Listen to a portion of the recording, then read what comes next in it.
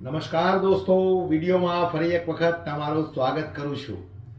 ફરી એક વખત આમ આદમી પાર્ટી નેતા રાજુભાઈ કરપડા કચેરી પર પહોંચ્યા છે અને ત્યાર પછી અચાનક એક કચેરીમાંથી ત્યાંના અધિકારી બહાર આવતા હતા અને બહાર આવ્યા પછી રાજુ કરપડા અને આ અધિકારી બંને આમને સામને થઈ ગયા અને ત્યાર પછી એક રાજુ કરપડા જે ગુસ્સે થયા છે અને ગુસ્સે થયા પછી જે રીતે આ અધિકારી પર તૂટી પડ્યા છે એ સમગ્ર ઘટના હું તમને બતાવવાનો છું।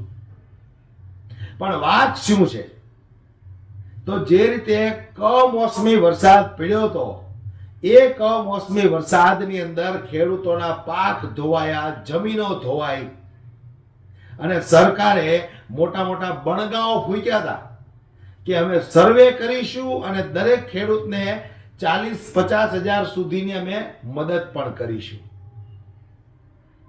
આવા બણગા ફૂટ્યા પછી સરકાર તો છૂટી ગઈ એની જવાબદારીથી। ત્યાર પછી હજુ સુધી આ ખેડૂતોને પૈસા નથી મળ્યા।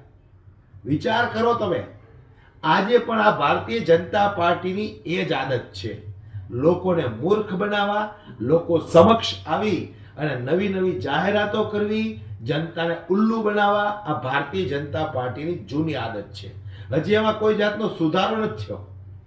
ત્યારે આ વાતને લઈ અને રાજુભાઈ કરપડા પહોંચ્યા છે કચેરી પર, સાથે તમામ ખેડૂતો પણ છે અને જે રીતે અધિકારી બરાબર બહાર નીકળતા હતા ને રાજુભાઈ કરપડાનો સામનો થઈ ગયો અને સામનો થયા પછી આ અધિકારીને કેવો પરસેવો છૂટ્યો છે, આવો આપણે જરા એ વિડીયો પર એક નજર નાખીએ દોસ્તો। 4 કલાકથી ખેડૂત ઉભા છે તો આપણે નોલેજ વગરના બેઠા છીએ। અમે તમારી ઉંમરને લઈ અને માન સન્માન આપીએ, બાકી 1% નોલેજ નથી। અહીં કેટલા બળી આવે હાલે છે, મામલતદાર ઓફિસને બધાને ખબર છે, ક્યાં ક્યાં ખાનો હાલે છે ખબર છે, ખેડૂતને પૈસા ચૂકવવાના તો નોલેજ નથી। એટલે ક્યારે સાહેબ આ કોંગ્રેસનો નેતા નથી સાહેબ, આ ભાજપનો નેતા નથી, વાત કરવામાં ધ્યાન જ રાખવાનું, બરાબર છે। અમે ઇજ્જત આપીએ છીએ અને ખેડૂતોને ઇજ્જત મળવી જોઈએ, બરાબર છે। એટલે એવી રીતે નહીં શીખવાડતા, કાયદા નહીં શીખવાડતા, ખેડૂત છીએ મતલબ કાયદો ભણીને આવ્યા છીએ, બરાબર છે। પાછળથી ચર્ચા કરવા વાળા આગેવાન નથી, ખેડૂતોની હાજરીમાં જ ચર્ચા થશે। તમને અહીંયા તડકો લાગે તો અંદર જઈને ખેડૂતની હાજરી કરીએ, પણ તમે જે જવાબદાર માણસ છે, જેની પાસે આ સત્તા છે, જેને નોલેજ છે, તમે કહો છો હું કાલે આવ્યો, તો અત્યાર સુધી જે કરતો તો એ કર્મચારી વિસ્તરણ અધિકારી છે, જેને આંકડા લખીને મોકલાય વિસ્તરણ અધિકારી, નુકસાન વિસ્તરણ અધિકારીને બોલ અહીંયા હાજર હોય બોલાવો, ફિલ્ડમાં હોય કોઈ પ્રશ્ન નથી। પણ ફિલ્ડમાં જ્યારે ફિલ્ડમાં જવાનું ત્યારે ફિલ્ડમાં ગયા નતા, તમે ફોન લગાવો એ ક્યાં છે આપણે એને પૂછી લઈએ, ટેલિફોનિક પૂછી લઈએ। દુઃખ એ છે ખેતીવાડી અધિકારીને પૂછીએ કેટલા વીઘે હેક્ટર થાય તો કે નથી ખબર, સાહેબને પૂછીએ છીએ કે અતિવૃષ્ટિનો મેન્યુઅલ શું છે, જેની પાસે આખા તાલુકાની સત્તા છે એ સાહેબ કહે છે 200% હોય તો 200% વરસાદ ચાલુ સિઝનમાં કોઈ તાલુકામાં નથી પડ્યો સાહેબ। અતિવૃષ્ટિના મેન્યુઅલ પ્રમાણે સાયલા અને ચોટીલાનો સમાવેશ થાય। અમે તમને ઉતારી પાડવા નથી આવ્યા, અમારા દુઃખની વાત કરવા આવ્યા છીએ અને જવાબદાર અધિકારીઓ જે 1 મિનિટ ભાઈઓ, જવાબદાર અધિકારીઓ છે ને સાહેબ, એની પાસે નોલેજ નથી ને ત્યારે જ આ જગતનો બાપ ભિખારી બન્યો છે। દુઃખ છે અમને। ઓગસ્ટ મહિનાના એન્ડમાં અતિવૃષ્ટિ થઈ, વરસાદ ભયંકર પડ્યો છે, 24 કલાક 48 કલાકમાં સાહેબ 15 ઇંચ કરતા વધારે વરસાદ પડ્યો, તેમ છતાંય સહાયથી વંચિત રાખવામાં આવ્યા। જાણી જોઈને સર્વે નથી ક્યાં ગયા ભાઈ સુદામડા વાળા? હા રહ્યા સાહેબ, શું થયું તું તમારે ત્યાં સર્વેમાં આવ્યા તો? 1% બેન લખીને જોવાના હોય, ગામ એકમમાં તલાટી આંકડા ક્યાંથી ચેક કરીને આપે છે? એની પાસે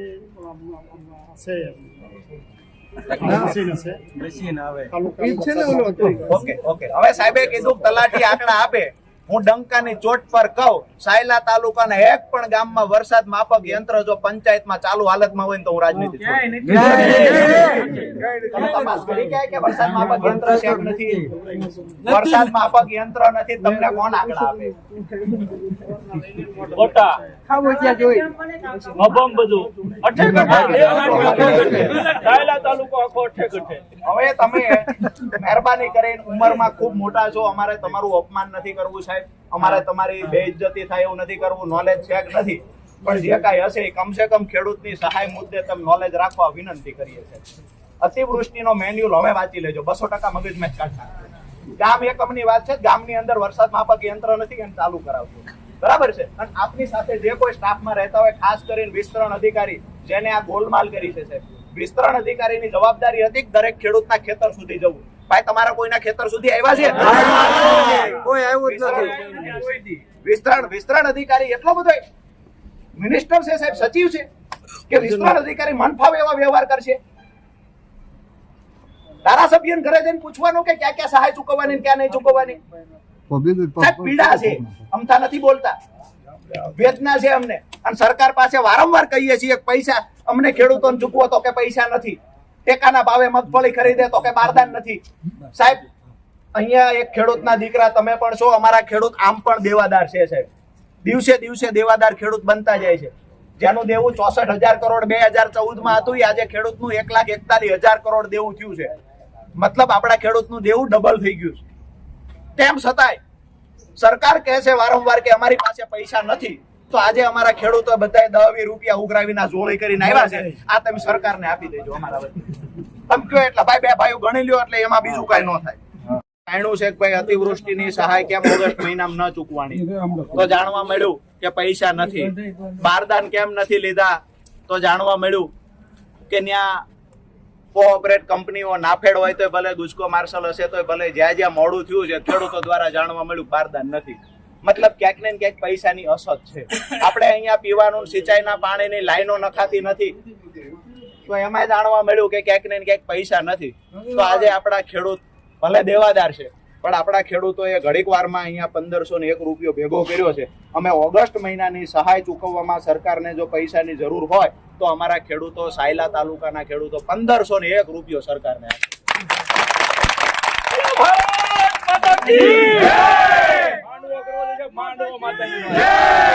બીજી વાત એ છે કે હવે બાકી વાત રહી સપ્ટેમ્બર અને ઓક્ટોબરમાં જે કમોસમી વરસાદ પડ્યો. આપણે બધા માંગણી કરવા આવ્યા છીએ કે સપ્ટેમ્બર ને ઓક્ટોબરમાં સરકારે જાહેરાત કરી છે જ્યાં કમોસમી વરસાદ પડ્યો ત્યાં અમે સહાય ચૂકવશું. તો મામલતદાર સાહેબ મારફતે આપણે કહીએ છીએ કે સપ્ટેમ્બર ઓક્ટોબરમાં અમારે ત્યાં વરસાદ પડ્યો છે તો અમને સહાય મળવી જોઈએ. અને આ સહાય માંગવા આવ્યા છીએ. અને ઓગસ્ટ વાળા પૈસા સરકાર પાસે નથી તો એને સહાય કરવા આવ્યા છીએ. સપ્ટેમ્બર ઓક્ટોબરના પૈસા માંગવા આવ્યા છે, બરાબર છે? તો આ 1,501 રૂપિયો ભાઈ પટેલભાઈ 2-4 ખેડૂતો ભેગા થઈ અને સાહેબને આપો. પત્રમાં એમ નહીં આપો, તમારા આવેદન પત્રમાં ડિટેલ નોટ સાથે લખી નાખો. નોટ સાથે ભાઈ નથી લખવાનું સાહેબ, એમને ખબર નહીં પડે. તો અમારે ક્યાં, એ તો તમારા માણસોને કયો, અમે થોડા એવા ભણેલા ગણેલા છીએ. પૈસા દેવાના બે માણસો બેસાડું, તો તમારા માણસોને કહેજો લઈ નાખે. અને આ સાહેબ પાસે ઘણી બધી સત્તાઓ છે, બરાબર છે? દરેક બાબતે નિર્ણય લેવાની સત્તા આ સાહેબ પાસે છે. એટલે આપણી રજૂઆત ખેતીવાડી વિભાગ દ્વારા આપણી સાથે જે અન્યાય થયો છે તો એ રજૂઆત આપણે મામલતદાર સાહેબને કરીએ. સાહેબ પણ સારી વાત એ છે કે સાહેબ ખેડૂતના દીકરા છે એટલે આપણી લાગણી માંગણી સમજ છે, આવી અપેક્ષા રાખીએ છીએ. સાહેબ પાસે માહિતી વિશેષ એટલે નથી કે સાહેબ એવું કહે છે કે હું ગઈકાલે જ આવ્યો છું એટલે આપણે પૂછ્યું કે હું રોકાવાના તો છો ને? સાહેબ કહે છે કે હા રોકાવાના. મૂળ વાત સાહેબ, તમે એવું આશ્વાસન આપ્યું, અમને ખુશી થઈ કે નિયમો મુજબ મળવા પાત્ર હશે તો મળશે, બરાબર ને? ચાલુ વર્ષે ભાઈએ મયુરભાઈ આંકડા કીધા, ખાલી ઓગસ્ટ સુધીના કીધા. ચાલુ વર્ષે સિઝનમાં 144% વરસાદ સાયલા તાલુકામાં આ સિઝનનો થયો. સાહેબ તમારી સરકારની વેબસાઇટ પરના આંકડા કહું છું, 144% વરસાદ થયો. બાજુનો તાલુકો લીંબડી, ચાલુ સિઝનનો 81% વરસાદ થયો. સાહેબ 81% વાળાને વળતર મળે, 144% વાળા ન મળે, આવો નિયમ હોય ખરા? ન હોય ને? બહુ સારી વાત છે, સાહેબે સ્વીકાર્યું આવો નિયમ ન હોય. સાહેબને કહેવા માંગુ છું કે લીંબડીના ખેડૂતોને પૂરતું નહીં પણ અધૂરું વળતર લીંબડીના ખેડૂતોને મળ્યું છે. જ્યાં 81% વરસાદ હતો, 144% વાળા સાયલા તાલુકાના ખેડૂતનો શું વાક છે? મળવું જોઈએ કે ના મળવું જોઈએ? સાહેબે સ્વીકાર્યું મળવું જોઈએ. એટલે કદાચ સાહેબ તો પ્રમાણિક છે, આ ખુરશી પ્રમાણિક હશે, પણ કોઈ કે તો ગોલમાલ અહીંયા મીડિયાના માધ્યમથી આંકડાઓ આપું આપને. 144% વરસાદ સિઝનનો સાયલા તાલુકાનો, 145% વરસાદ સિઝનનો ચોટીલા તાલુકાનો, તેમ છતાંય 81% વરસાદ સિઝનનો જ્યાં લીમડી છે ત્યાં ખેડૂતોને પૂરતા પ્રમાણમાં ત્યાંય નથી મળ્યું. જે સરકારમાંથી જાહેરાતો કરવામાં આવી કે બિન પિયત 11,000, પિયત વિસ્તારમાં 2 હેક્ટરની મર્યાદામાં 22,000 રૂપિયા મળશે, આ પૂરતું વળતર નથી મળ્યું. પણ થોડુંક લીમડી તાલુકાના 81% વરસાદમાં મળે તો 144% વરસાદમાં કેમ ન મળે સાહેબ? બીજી વાત અમારી, જે આપણે નિયમની વાત કરી, તો આપ તો ગમે ત્યાં નોકરી કરતા હોય, પણ કેન્દ્ર સરકારનો અતિવૃષ્ટિનો મેન્યુઅલ આપને ખ્યાલ હશે કેટલા ટકાથી વધારે વરસાદ થાય તો અતિવૃષ્ટિ થાય છે? 200%. કઈ નહીં હાલે વિના સાહેબ, હું રાજનીતિ છોડ દો 200% હોય તો. શું કામ પણ સાહેબ? નથી ખબર તો સ્વીકારો. નથી ખબર, કેન્દ્ર સરકારનો 2016 નો મેન્યુઅલ અને ત્યાર પછી નવો 2021-22 માં 21-22 માં બીજી વખત મેન્યુઅલ બનાવ્યો.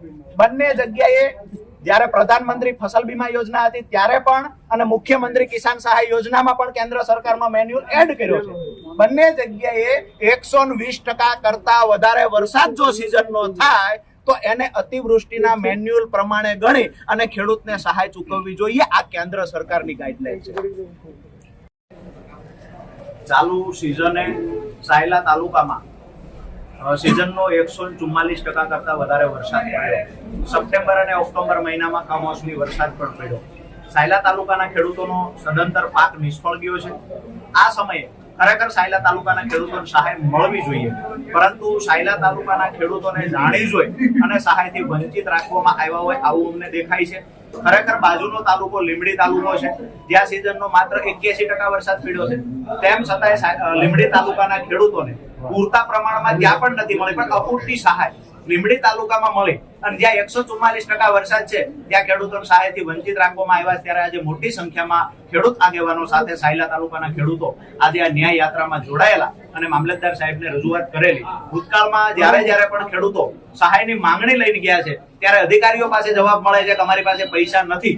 તો આજે ખેડૂતો દ્વારા ઓગસ્ટ મહિનામાં જે સહાય નથી મળી અને સહાયથી વંચિત રાખવામાં આવ્યા, પૈસા ન હોવાના કારણે વંચિત રાખવામાં આવ્યા છે, ત્યારે ખેડૂતોએ આજે લગભગ 1700 રૂપિયા જેટલી રકમ ખેડૂતો પાસેથી ફંડ પેટે ઉઘરાવી અને મામલતદાર શ્રી મારફતે સરકારને આપી અને એક રચનાત્મક કાર્યક્રમ કર્યો છે. આગામી દિવસોમાં અગર જો આ વળતર મુદ્દે કાંઈ બેઠક નહીં થાય, વળતર મુદ્દે જો સરકાર કાંઈ નહીં વિચારે અને સપ્ટેમ્બર ઓક્ટોબરનું જે કમોસમી વરસાદ પડ્યો છે એનું વળતર સાયલા તાલુકાના ખેડૂતોને નહીં મળે તો આગામી દિવસોમાં જિલ્લા મથકે મસ્ત મોટું આયોજન કરી અને મોટો કાર્યક્રમ ખેડૂતો કરશે અને જરૂર પડશે તો ગાંધીનગર કૂચ પણ કરશે.